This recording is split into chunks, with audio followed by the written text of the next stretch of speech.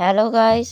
তো আজকে আমি আলোচনা করব যে টেন্স কি, টেন্স কয় প্রকার এবং কি কি হচ্ছে টেন্স মানে আমরা জানি সময় বা কাল। এই সময় বা কাল টেন্সকে আমরা প্রধানত তিন ভাগে ভাগ করি না। কি কি টেন্স? একটা হচ্ছে প্রেজেন্ট টেন্স, পাস্ট টেন্স আর ফিউচার টেন্স।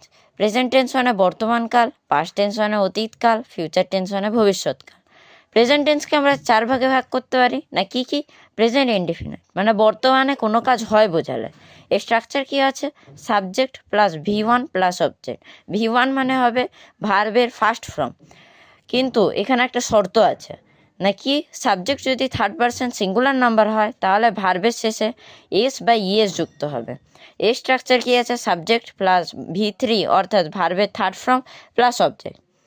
এক্সাম্পল হচ্ছে আই ইট রাইস। এখানে এই স্ট্রাকচারটা হচ্ছে মানে আই ইট রাইস। আর হচ্ছে যে হি ইটস রাইস,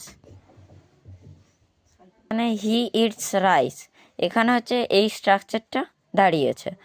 তো হচ্ছে পাস্ট কন্টিনিউয়াস বর্তমানে কোনো কাজ চলছে বোঝালে, অর্থাৎ আমি যাচ্ছি, আমি খাচ্ছি, আমি ঘুমাচ্ছি। এখানে হচ্ছে সাবজেক্ট প্লাস অ্যামিজার মানে হচ্ছে অক্সিলারি ভার্ব, এগুলো প্লাস ভার্বের first form plus ING plus object. এখানে আমরা এই ভার্বটাকে বলতে পারি যে V4। তো example I am eating rice, আমি ভাত খাচ্ছি। হি ইজ ইটিং রাইস, সে ভাত খাচ্ছে। দে আর ইটিং রাইস মানে তারা ভাত খাচ্ছে। এখানে নানা রকম হতে পারে। তো তোমরা এইভাবে এই টেন্সটা, এটা যেহেতু শর্ট ভিডিও তাই জন্য আমি এতটাই দেখাচ্ছি, বড় ভিডিও হলে পুরোটা দেখাতাম। পরের পার্টে প্রেজেন্ট কন্টিনিউয়াস হয়ে গেছে, প্রেজেন্ট পারফেক্ট কন্টিনিউয়াসটা দেখাবো।